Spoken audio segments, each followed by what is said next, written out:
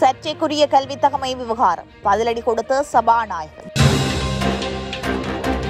சிஐடியிடம் சிக்கிய வைத்தியர் 55 மில்லியன் ரூபாய் மோசடி.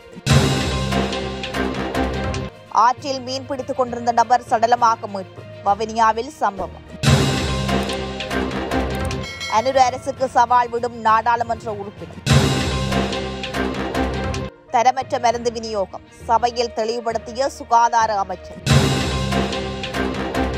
யாழ் வைத்தியசாலை ஒன்று தொடர்பில் வெளியான காணொளி கண்டுகொள்வார்களா அதிகாரிகள்?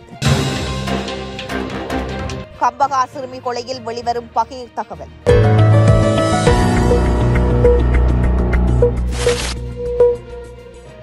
தமது கல்வி தகமை குறித்த குற்றச்சாட்டுகளுக்கு பதிலளிக்க வேண்டிய அவசியமில்லை என சபாநாயகர் அசோக ரன்வல தெரிவித்துள்ளார்.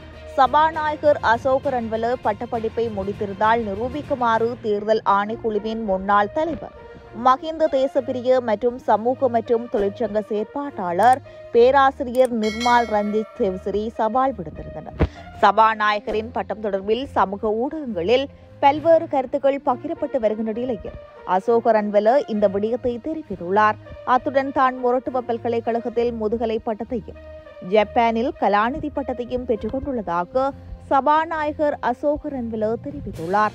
தமக்கும் கட்சிக்கும் அவதூறு ஏற்படுத்தும் நோக்கில் இவ்வாறு பிரச்சாரம் செய்யப்படுவதாக தெரிவித்துள்ளார்.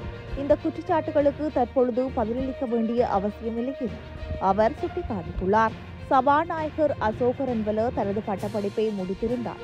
அதனை நிரூபிக்குமாறு தேர்தல் ஆணைக்குழுவின் முன்னாள் தலைவர் மஹிந்த தேசப்பிரிய முகநூல் பக்க பதிவொன்றின் மூலம் நேற்று சவால் விடுத்திருந்தார். அத்துடன் அவ்வாறு செய்த தவறினால் சபாநாயகர் பதவி விலக வேண்டும் என்று சபாநாயகர் குறித்த விடயத்திற்கு பதிலளிக்க தவறினார் தேசிய மக்கள் சக்தி நடவடிக்கை எடுக்க வேண்டும் என்றும் அவர் வலியுறுத்தியுள்ளமை குறிப்பிடத்தக்கது. தனியார் நிறுவனம் ஒன்றின் பணிப்பாளராக கடமையாற்றிய வைத்தியர் ஒருவர் 55 மில்லியன் ரூபாவை மோசடி செய்த சம்பவம் தொடர்பில் குற்றப்புலனாய்வு பிரிவினரால் கைது செய்யப்பட்டுள்ளார். கோணகேன வேப்பட பிரதேசத்தில் வசிக்கும் 52 வயதுடைய வைத்தியரே இவ்வாறு கைது செய்யப்பட்டுள்ளார். குற்றப்புலனாய்வு திணைக்களத்தின் பொது முறைப்பாடு பிரிவுக்கு கிடைத்த முறைப்பாட்டின் அடிப்படையில் சந்தேக நபர் கைது செய்யப்பட்டுள்ளதாக தெரிவிக்கப்படுகிறது.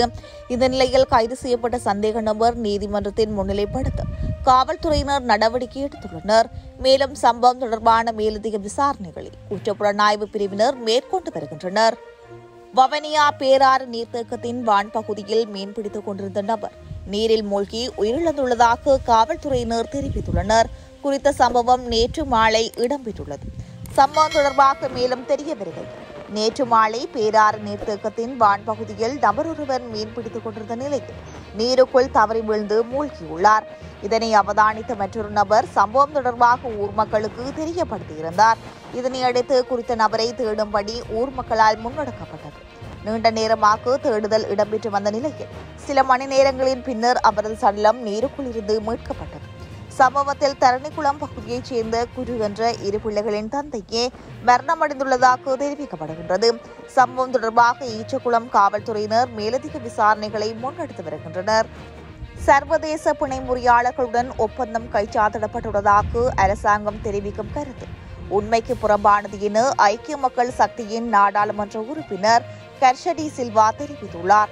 நாடாளுமன்றத்தில் நேற்றைய தினம் இடம்பெற்ற கணக்கு வாக்கு பணம் மீதான 2ஆம் நாள் விவாதத்தில் உரையாற்றுகையிலேயே அவர் மேற்கண்டவாறு குறிப்பிட்டுள்ளார். இங்கு மேலும் கருத்து தெரிவித்த நாடாளுமன்ற உறுப்பினர் ஜனாதிபதி தமது கொள்கை பிரகடனத்தில் சர்வதேச நாணய நிதியத்தின் செயற்திட்டத்தில் இருந்து விலகினால் பாரதூரமான நெருக்கடிகளை எதிர்கொள்ள வேண்டும். இதுவே உண்மை. இதனையே நாங்களும் ஆரம்பத்திலிருந்து கூறி வருகின்றோம். சர்வதேச நாணய நிதியத்தை தவிர்த்து செயற்படுத்த முடியாது. எனினும் ஏற்றுக்கொள்ளப்பட்ட சில நிபந்தனைகள் மீள் பரிசோதிக்கப்பட வேண்டும் என்பதை நாம் வலியுறுத்துகின்றோம். தேசிய மக்கள் சக்தி தேர்தல் மேடைகளில் ஒன்றை கூறிவிட்டு தற்போது நாடாளுமன்றத்திற்கு மற்றொரு விடயத்தை குறிப்பிடுகின்றது. சர்வதேச பிணை முறியாளர்களுடன் ஒப்பந்தம் கைச்சாத்திடப்பட்டுள்ளதாக அரசாங்கம் கூறுகிறது. ஆனால் குறித்த நடவடிக்கை இதுவரை கைச்சாத்திடப்படவில்லை. டிசம்பர் மாதம் 12ஆம் தேதி வரை அதற்கு கால அவகாசம் காணப்படுகின்றது.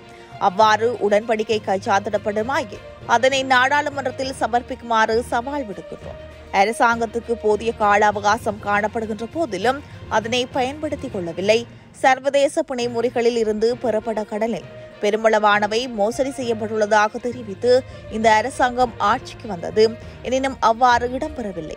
கணக்கிடல் பிரச்சினையே காணப்படுகின்றது. அவ்வாறு போலியான தகவலை முன்வைத்தே இந்த அரசாங்கம் ஆட்சி அமைத்துள்ளது. எனினும் மோசடியாளர்கள் மற்றும் ஊழல்வாதிகளை கைது செய்வதற்கும் சட்ட நடவடிக்கை எடுப்பதற்கும் முழுமையான ஒத்துழைப்பை வழங்குவதற்கு தயாராக உள்ளது என ஐக்கிய மக்கள் சக்தியின் நாடாளுமன்ற உறுப்பினர் கர்ஷடி சில்வா தெரிவித்துள்ளார். தரமற்ற மருந்துகள் அரசாங்க வைத்தியசாலை கட்டமைப்பில் வழங்கப்படவில்லை என சுகாதார மற்றும் வெகுஜன ஊடக அமைச்சர் வைத்தியர் நலிந்த ஜெயதிச தெரிவித்துள்ளார். நேற்றைய நாடாளுமன்ற அமர்வில் தரமற்ற மருந்துகள் தொடர்பாக நேற்று முன்தினம் ஊடகங்களில் வெளியான செய்தி குறித்து எதிர்க்கட்சியின் பிரதான இணைப்பாளர் கயந்த கருணாதிலக முன்வைத்த கேள்விக்கு பதிலளிக்கும் போதே அமைச்சர் இதனை குறிப்பிட்டுள்ளார். தொடர்ந்தும் உரையாற்றிய அமைச்சர், அரச வைத்தியசாலைக்கு 500 தரமற்ற மருந்துகள் விநியோகிக்கப்பட்டுள்ளதாக வெளியாகியுள்ள செய்தி முற்றிலும் பொய்யானவை. தவறான செய்திகளை சமூகமயப்படுத்துவதை தவிர்த்துக் கொள்ளுமாறு உரிய தரப்பினரிடம் கேட்டுக் கொள்கின்றோம். தேசிய ஊடகங்கள் ஒழுங்குபடுத்தல் அதிகார சபையில் பதிவு செய்யப்பட்ட மருந்துகள் தான் தேசிய ஊடகங்கள் ஒழுங்குபடுத்தல் அதிகார சபை ஊடாக விநியோகிக்கப்படுகின்றன.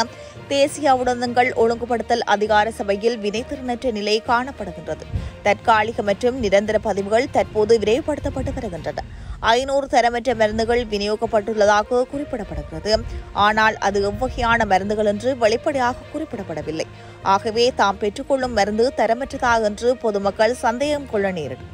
ஆனால் அவ்வாறு கூறும் விதமாக தரமற்ற மருந்துகள் அரசாங்க வைத்தியசாலை கட்டமைப்பினூடாக செல்லவில்லை. தரத்தின் தன்மை தொடர்பாக பிரச்சினை இருப்பின் அது அறிவிக்கப்படும். இது தொடர்பாக எதிர்காலத்தில் விரிவாக ஆராய்ந்து அறிக்கை சமர்ப்பிப்பதாக அமைச்சர் வைத்தியர் நலிந்த ஜெயதிச மேலும் தெளிவுபடுத்தினார். யாழ்ப்பாணம் பருத்தித்துறை ஆதார வைத்தியசாலையில் கடமை நேரத்தில் மருந்து வழங்கும் ஊழியர்கள் இல்லாததால் மருந்தை பெறுவதற்கு நீண்ட நேரமாக நோயாளிகள் காத்திருக்கும் அவலநிலை தோன்றியுள்ளது. யாழ்ப்பாணம் பருத்தித்துறை ஆதார வைத்தியசாலைக்கு தினமும் வெளிநோயாளர்கள் பலர் வந்து செல்கின்றனர். அந்த வகையில் தூரதேச பிரதேசங்களிலிருந்தும் மக்கள் சிகிச்சை பெறுவதற்காக அங்கு வந்து செல்கின்றனர். இந்த நிலையில் இன்றும் அதிகாலையில் வந்து காத்திருந்த நோயாளிகள் மருத்துவரிடம் மருந்து சீட்டை பெற்று மருந்து வாங்க மருத்துவமனை மருந்தகத்தில் 45 நிமிடங்களுக்கு மேலாக தாம் காத்திருப்பதாகவும் எனினும் மருந்து வழங்கும் ஊழியர்கள் இதுவரை வரவில்லை எனவும் விசனம் வெளியிட்டுள்ளனர். கம்பகா மகாவட்டு பிரதேசத்தில் வசிக்கும் 14 வயது சிறுமியை கொலை செய்து நிர்மாணிக்கப்பட்டு வரும் கழிவறை குழியில் சடலத்தை வீசிய சம்பவம் தொடர்பில் பல தகவல்களை போலீசார் வெளியிட்டுள்ளனர். அந்த வகையில் டிசம்பர் 5ஆம் தேதி 14 வயதுடைய தனது மகளை காணவில்லை என தாயொருவர் கம்பகா போலீஸ் நிலையத்தில் முறைப்பாடு செய்திருந்தார்.